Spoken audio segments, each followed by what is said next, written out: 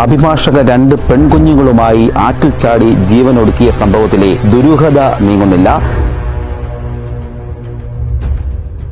കോട്ടയം അറുമാനൂരിന് സമീപം പള്ളിക്കടവ് മീനച്ചിലാറ്റിൽ വെച്ചാണ് ഹൈക്കോടതി അഭിഭാഷക കൂടിയായ ജിസ്മോൾ തോമസ്, 5ഉം 2ഉം വയസ്സ് പ്രായമുള്ള നേഹ, നോറ എന്നിവരുമായാണ് ആറ്റിൽ ചാടി ജീവനൊടുക്കിയത്. ഫാനിൽ കെട്ടിത്തൂങ്ങി മരിക്കാനുള്ള ശ്രമം നടന്നതായി വീട്ടിൽ നിന്നും പരിശോധനയിൽ മനസ്സിലാക്കിയിട്ടുണ്ട്. മാത്രമല്ല കൈയുടെ ഞരമ്പ് മുറിച്ചും കുട്ടികൾക്ക് വിഷം നൽകി കൊലപ്പെടുത്താൻ ശ്രമിച്ചതായും ഒക്കെയുള്ള വിവരങ്ങളാണ് പുറത്തു വരുന്നത്. കോട്ടയത്ത് LLM ബിരുദധാരി, അതുപോലെ തന്നെ ഹൈക്കോടതിയിലെ അഭിഭാഷകയും, പിന്നെ പാലാ കോടതിയിലാണെങ്കിലോ പ്രാക്ടീസും ചെയ്യുന്നുണ്ട് പുള്ളിക്കാരി. മാത്രമല്ല മുത്തോലി ഗ്രാമപഞ്ചായത്തിലെ മുൻ പ്രസിഡന്റ് കൂടിയാണ്. അങ്ങനെ ആകെ മൊത്തം സാമ്പത്തിക ഭദ്രതയുള്ള ഒരു കുടുംബം. 2 പിഞ്ചു കുട്ടികളുമായി ജീവനൊടുക്കിയ അഡ്വക്കേറ്റ് ജിസ്മോളുടെ കുടുംബ പശ്ചാത്തലം ഇങ്ങനെയാണ്.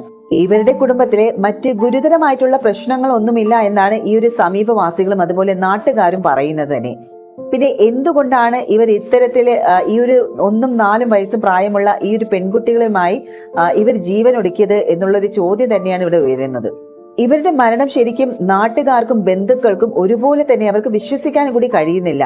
ഈ ഒരു കൂട്ടമരണത്തിന്റെ കാരണം എന്താണെന്ന് ഇതുവരെയും കണ്ടെത്താനും സാധിച്ചിട്ടില്ല.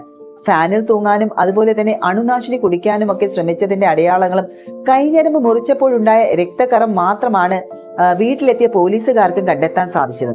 കോട്ടയം നീറികാട് തൊണ്ണമ്മാവുങ്കിൽ ജിമ്മിയുടെ ഭാര്യയായ ജിസ്മോൾ തോമസ്, 5ഉം 2ഉം വയസ്സ് പ്രായമുള്ള നേഹ, നോറ എന്നിവരുമായാണ് ആറ്റിൽ ചാടി ജീവനൊടുക്കിയത്. ഇന്നലെ ഏതാണ്ട് 2 മണിയോടെ കോട്ടയം അറുമാനൂരിന് സമീപം പള്ളിക്കടവ് മീനച്ചിലാറ്റിൽ വെച്ചാണ് ജീവനൊടുക്കിയത്. തൽക്ഷണം തന്നെ നാട്ടുകാർ, അവിടെ ഉണ്ടായിരുന്ന സമീപവാസികൾക്ക് കൂടി രക്ഷപ്പെടുത്താൻ ശ്രമിച്ചെങ്കിലും അത് വിഫലമായിരുന്നു. കുട്ടിയെയും ഈ മാതാവിനെയും കരയ്ക്കെത്തിച്ച് ആശുപത്രിയിൽ എത്തിച്ചെങ്കിലും ജീവൻ രക്ഷിക്കാൻ കഴിഞ്ഞില്ല. ഇപ്പോൾ ഞാൻ നിൽക്കുന്നത് അഡ്വക്കേറ്റ് ജിസ്മോളുടെ വീട്ടിലാണ്, ജിമ്മിയുടെ ഭവനത്തിലാണ്. ഇപ്പോൾ പോലീസ് സുരക്ഷയിലാണ് ഇപ്പോൾ ഈ വീടുള്ളത്. ഈ ജീവനൊടുക്കുന്നതിന് മുൻപ് ഞെട്ടിക്കുന്ന വിവരങ്ങളാണ് ഇപ്പോൾ പുറത്തു വന്നുകൊണ്ടിരിക്കുന്നത്.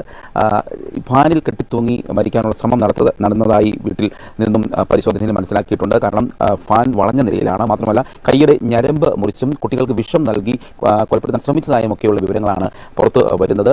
അതിനുശേഷമാണ് സ്കൂട്ടറിൽ യാത്ര ചെയ്ത് ജിസ്മോൾ മക്കൾക്കൊപ്പം പള്ളിക്കുന്ന് കടവിലേക്ക് വരികയും അവിടെ നേരെ ഉള്ള പ്രദേശത്തേക്ക് ചാടുകയുമായിരുന്നു. അങ്ങനെ നിമിഷ നേരങ്ങൾ കൊണ്ടാണ് 3 പേരുടെയും ജീവൻ നഷ്ടമായത്. മുത്തോലി സ്വദേശിനിയാണ് ജിസ്മോൾ.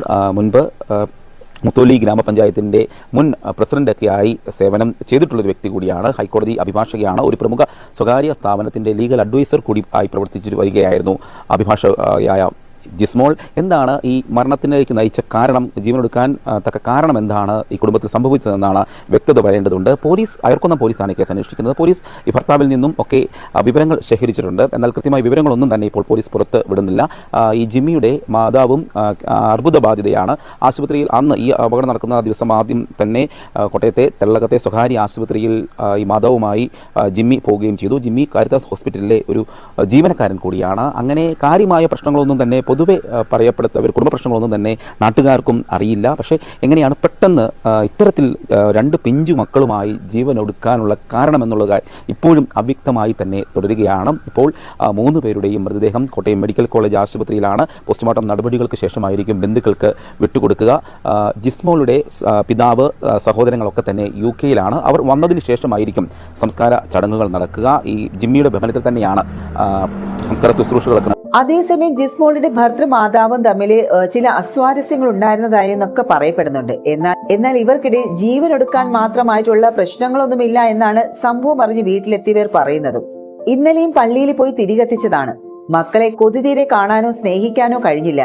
എനിക്കിതെവിടെ ആരുണ്ട് എന്ന് ചോദിച്ചുള്ള ഭർത്താവ് ജിമ്മിയുടെ കരച്ചിലെ ശരിക്കും പറഞ്ഞ കണ്ടുനിന്ന ബന്ധുക്കളുടെയും നാട്ടുകാരുടെയും കണ്ണ് നിറയ്ക്കുന്നതായിരുന്നു.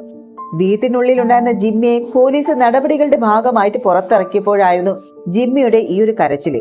അയർക്കുന്നം പോലീസാണ് വീട്ടിലെത്തി പരിശോധന നടത്തിയത്.